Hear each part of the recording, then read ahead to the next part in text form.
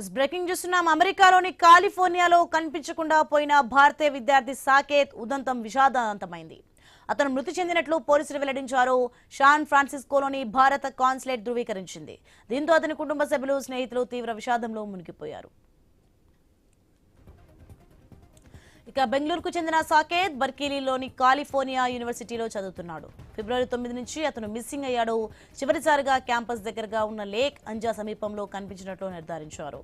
అతని స్నేహితుడి ఫిర్యాదు మేరకు పోలీసులు గాలింపు చర్యలు చేపట్టారు. అక్కడ సాకేత్ డెడ్ బాడీ లభ్యమైంది. సాకేత్ మృతిపై భారత రాయబార కార్యాలయం విచారం వ్యక్తం చేసింది. డెడ్ బాడీని త్వరగా స్వదేశానికి తరలించేందుకు తగిన ఏర్పాట్లు చేస్తున్నట్లు తెలిపింది. ఈ క్లిష్ట సమయంలో సాకేత్ ఫ్యామిలీకి అన్ని విధాలా అండగా ఉంటామని తెలిపింది.